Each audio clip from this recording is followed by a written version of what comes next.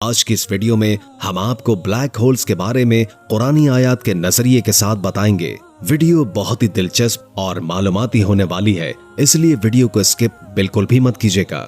हमारी लामहदूद कायनात इंसान की सोच की मुमकिना हद से भी ज्यादा वसी और पुरअसरार है। 21वीं सदी की जदीद टेक्नोलॉजी और वसाइल के बावजूद भी इंसानियत कायनात का महज 1% का 1000वां हिस्सा भी दरियाफ्त नहीं कर पाई है। बेशक हमारी अजीम शान कायनात अल्लाह ताला की बेमिसाल तख्लीक है और इसके राजों को समझना इंसान के बस की बात नहीं। ये अजीम शान कायनात हर लम्हा मजीद फैल रही है। इसकी वसअतों का अंदाजा आप इस बात से लगा सकते हैं कि खला के अंदर वक्त किलोमीटर या माइल्स के बजाय नूरी साल या लाइट ईयर्स में नापा जाता है। दोस्तों, दुनिया में इस वक्त सबसे तेज रफ्तार रोशनी की रफ्तार है, जो कि 3 लाख किलोमीटर पर सेकंड के हिसाब से सफर करती है। ये रफ्तार इतनी ज्यादा है कि आप इस रफ्तार पर 1 सेकंड में जमीन के 7 चक्कर लगा सकते हैं। अगर रोशनी की रफ्तार पर हम लगातार 1 साल सफर करें तो इसे 1 लाइट ईयर या 1 नूरी साल कहा जाता है। सूरज हमारे निजाम शमसी का वाहिद और एक दरमियानी दर्जे का सितारा है। इससे अरबों खरबों गुना बड़े सितारे हमारी कायनात में मौजूद हैं, जो कि एक दूसरे से कई 100 नूरी साल के फासले पर मौजूद हैं। दोस्तों, अल्लाह की तख्लीक करदा हर चीज को एक दिन मौत जरूर आनी है, जो कि कुदरत का निजाम है। इसी तरह सूरज या इससे अरबों खरबों बड़े सितारे, जिन्हें रेड जायंट्स कहते हैं, ये जलती हुई गैस का बहुत बड़ा गोला होते हैं। जब अपनी तिबी उम्र पूरी करने के बाद मरने के करीब होते हैं तो जहां इनका साइज तेजी से बढ़ना शुरू हो जाता है, वहां दूसरी तरफ इनके अंदर तह बतह मुख्तलिफ अनासिर पैदा होना शुरू हो जाते हैं। जब इसके मरकज में लोहा पैदा हो जाए तो ये अजीम शान धमाके से फटकर कायनात में बिखर जाते हैं,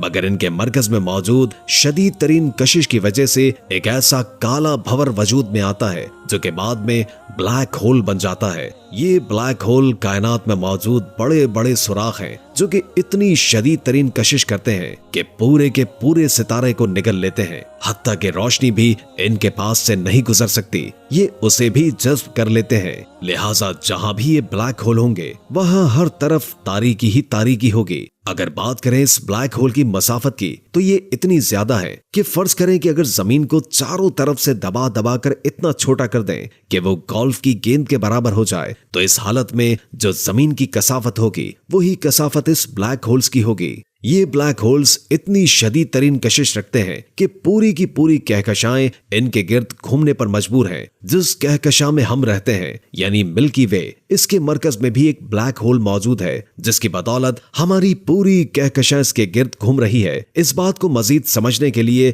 कि इसमें कितनी ज्यादा कशिश है, यहाँ ये बात आपको बताते चलें कि हमें अपनी गैलेक्सी मिल्की वे से बाहर निकलने के लिए 1 लाख नूरी साल का वक्त दरकार होता है, जबकि हमारा सोलर सिस्टम हमारी गैलेक्सी के तकरीबन आखिरी किनारे पर मौजूद है। ब्लैक होल्स की कायनात में मौजूदगी की 2 अहम तरीन निशानियां हैं, जिनमें से एक दूध की मानंद खारिज होती हुई रोशनी है, जिसे कायनात में वाज़े तौर पर देखा जा सकता है, जो कायनात के अंधेरों में सुराख करती हुई दूर निकल जाती है। जबकि दूसरी निशानी कायनात में इनका आर पार सुराख होना है, जिसके जरिए कायनात के एक हिस्से से दूसरे हिस्से में या किसी एक मुतवाजी कायनात तक पहुंचा जा सकता है। क्योंकि आज की साइंस ये भी मानती है कि कायनात एक नहीं बल्कि एक ही वक्त में बहुत सारी है और आपस में मुतवाजी हैं, यानी कि पैरेलल यूनिवर्स। दोस्तों, अगर मैथमेटिक्स के तौर पर बात करें तो कोई भी ऑब्जेक्ट जो मास रखता है वो एक ब्लैक होल बन सकता है। मतलब ये कि कोई भी चीज या इंसान एक ब्लैक होल बन सकती है अगर इस चीज को इतना दबाएं कि वो अपने असल साइज से नाकाबिल यकीन हद तक छोटी हो जाए, तो फिर उस वक्त कोई भी चीज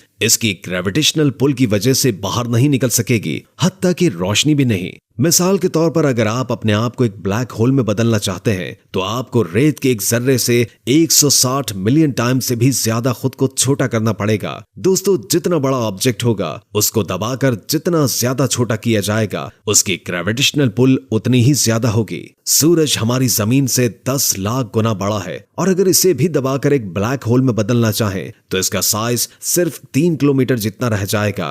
इसके अलावा एक ब्लैक होल के वजूद में आने के बाद उसका साइज उसके आसपास के मौजूद सितारों, सैयारों, गैस के बादलों को निगलकर और बढ़ता जाता है। इसके अलावा ब्लैक होल्स अपने से छोटे साइज के ब्लैक होल्स को कंज्यूम करके अपना साइज और बढ़ा सकते हैं। दोस्तो छोटे से छोटा ब्लैक होल जो अब तक दरियाफ्त हुआ है उसका एरिया 3 किलोमीटर था और उसका नाम था XTEJ1650-500 और इस छोटे से छोटे ब्लैक होल का मास भी 10 सूरज के बराबर था। जबकि सबसे बड़ा ब्लैक होल जो कि कायनात में अब तक दरियाफ्त हुआ है उसका नाम है S50014+81 है, जिसका साइज जमीन और सूरज के फासले से भी 1600 गुना ज्यादा था, जबकि इसके अंदर 40 बिलियन सूरज जितना मास मौजूद था। आज की तमाम जदीद साइंसी रिसर्च इस नतीजे पर पहुंची है कि ये ब्लैक होल्स कायनात के एक सिरे से दूसरे सिरे या एक कायनात से दूसरी कायनात में जाने का वाहिद रास्ता है, मगर इन तक रसाई मुमकिन नहीं।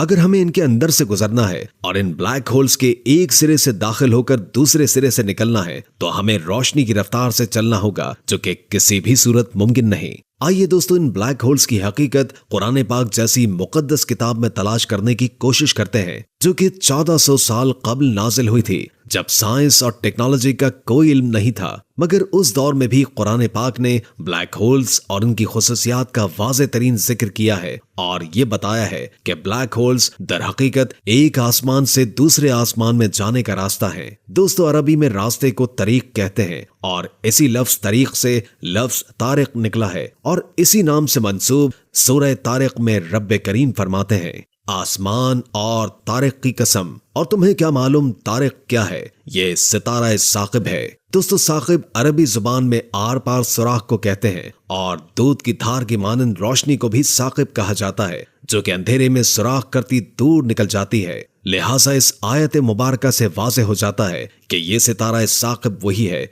जिसे आज साइंस ब्लैक होल कहती है और इसकी खुसूसियात एक कायनात से दूसरी कायनात में जाने का रास्ता और दूध की धार की मानंद जैसी रोशनी का खिराज भी वही खुसूसियात हैं जो कि आज की साइंस हमें बताती है। इसके अलावा सूरह वाक़िया में भी अल्लाह इन ब्लैक होल्स की मौजूदगी के बारे में इरशाद फरमाते हैं, मैं कसम खाता हूँ सितारों के डूबने की जगह की, और अगर तुम जान सकते तो ये बहुत बड़ी कसम है। दोस्तों यकीनन कायनात में सितारों के डूबने की जगह इन ब्लैक होल्स के अलावा कुछ और हो ही नहीं सकती, जिनका वाज़ेह तौर पर तस्करा अल्लाह ताला ने 1400 साल पहले कर लिया और साइंस ने इसे हाल ही में दरियाफ्त किया है। इसके अलावा साइंस ये नजरिया भी पेश करती है कि कायनात एक नहीं बल्कि एक से कई ज्यादा है और आपस में मुतवाजी हैं। इसका हवाला भी कुरान पाक में 1400 साल पहले सूरह नूह में मिलता है। अल्लाह करीम फरमाते हैं, क्या तुम नहीं देखते कि अल्लाह ने किस तरह तबाक की मानन एक के ऊपर एक करके 7 आसमान बनाए हैं। दोस्तों ब्लैक होल तादाद में कई हो सकते हैं और इनकी तादाद के बारे में हमें जो कुरान करीम में हवाला मिलता है इसमें रब्बे करीम फरमाते हैं,